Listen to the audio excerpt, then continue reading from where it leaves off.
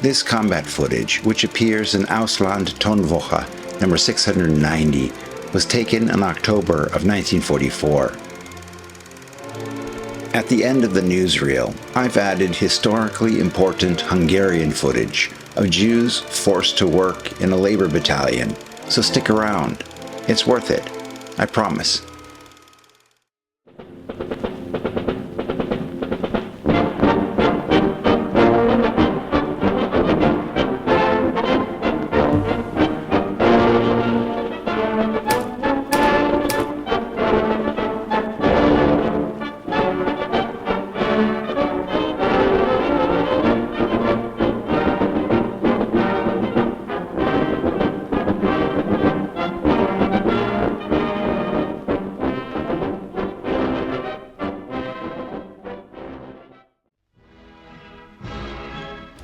The Arrow Cross Party, a far-right nationalist party in Hungary, took power on October 15th of 1944, and their rule was marked by severe repression. Without the help of the Arrow Cross, Adolf Eichmann couldn't have organized the deportation and murder of 424,000 Hungarian Jews in just 8 weeks. The regime remained in power until January of 1945, when it collapsed as Soviet forces advanced into Hungary. In 1944, Germany's war production faced significant challenges and changes. In spite of the pressure caused by the intense Allied bombing campaign, Germany managed to increase war production through the introduction of a total war economy.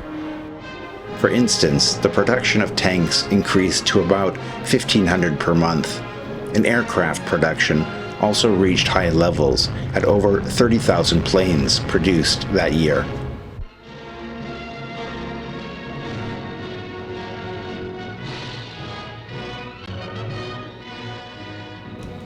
Andrei Vlasov was a Soviet general responsible for organizing the defense of Moscow in the winter of 1941-42.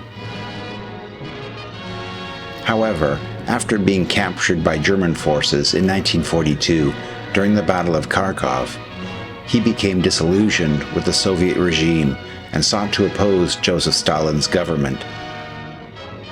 Vlasov's experience led him to collaborate with the Germans, as he believed that the establishment of a new government in Russia, free of Stalinist rule, was necessary.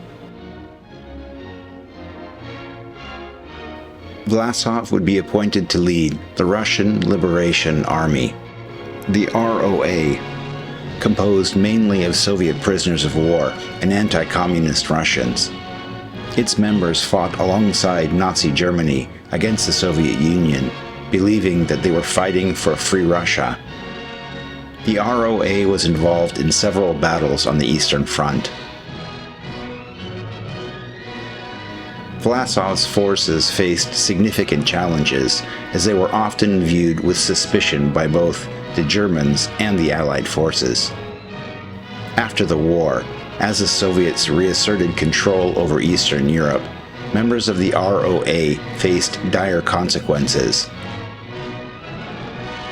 Many were captured, and Vlasov himself was tried for treason and executed by the Soviet authorities in 1946.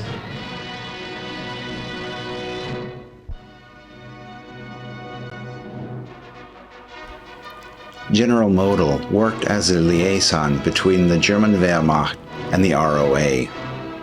Here he is seen reviewing soldiers of the formation, with each wearing a different shoulder badge, representing volunteers from different Russian geographical regions. The relationship between the German military command and the ROA was complex. While the Germans used the ROA for little more than their own propaganda purposes, the Russians involved hoped to leverage German support for their anti-Soviet objectives, which would eventually lead to the forming of a new independent Russian state. Had the Germans been victorious, the creation of such a state would never have been allowed.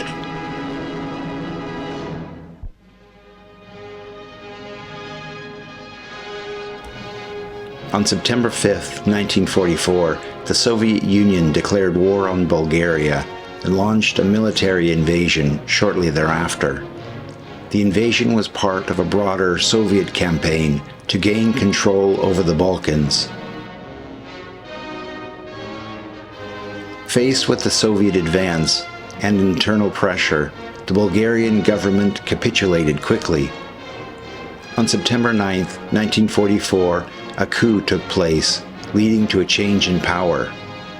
The new government, backed by the Communist Party, looked to negotiate a peace agreement with the Soviet Union and align itself with the Allies. This newsreel, being released after these events, means that this segment's content is purely propaganda fiction.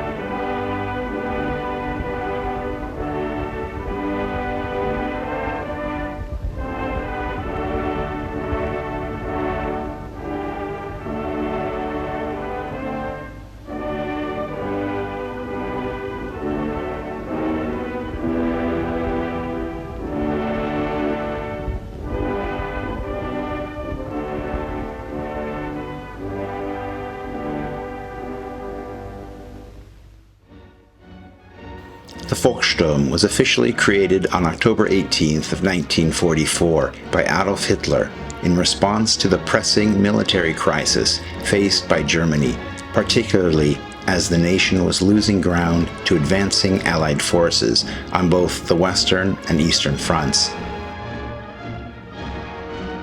These units were made up of men aged 16 to 60, regardless of whether they had any prior military experience. The units were organized at the local level under the leadership of local party leaders. In addition to lacking basic training, the Volkssturm men often lacked proper equipment, with many relying on whatever weapons could be found, such as outdated rifles and civilian arms. The Volkssturm was supposed to support the regular Wehrmacht and protect German territory from the advancing enemy armies.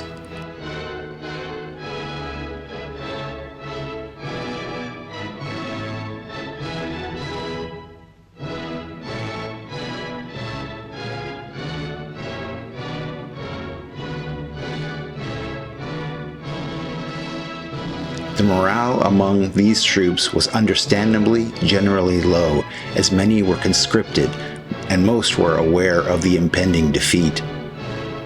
The Volkssturm units suffered heavy casualties during the battles, particularly during the Soviet advances into Germany and the final battles in the West, as Allied forces moved into the Reich.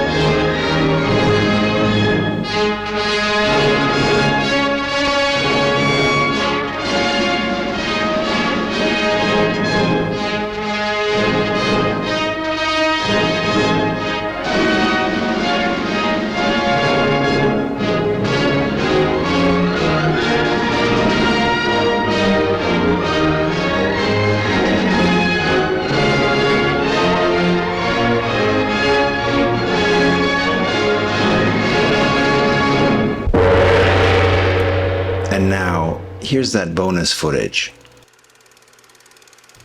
During 1944, Hungarian Jews were subjected to severe persecution and forced labor as part of the broader context of the Holocaust. Following the German occupation of Hungary in March, the situation for Jews rapidly deteriorated. The Hungarian government, under pressure from the Germans, implemented increasingly harsh anti-Jewish laws, confiscating property and segregating the Jewish population. Many Jews were forced into labor battalions, where they were subjected to grueling conditions, inadequate food, and harsh treatment. These forced laborers were often sent to the front lines, where they faced extreme danger and a high mortality rate. Many of the Hungarian Jews that had worked in these labor battalions were eventually deported to extermination camps, particularly Auschwitz, where they faced mass murder. In the spring and summer of 1944, hundreds of thousands of Hungarian Jews were transported to these camps, which would become the swiftest and deadliest phase of the Holocaust. If you like this kind of content, which integrates different primary historical sources, please subscribe to the channel. Patreon supporters preview all videos uploaded to YouTube and get regular access to footage that can't be shown here. Thanks for watching.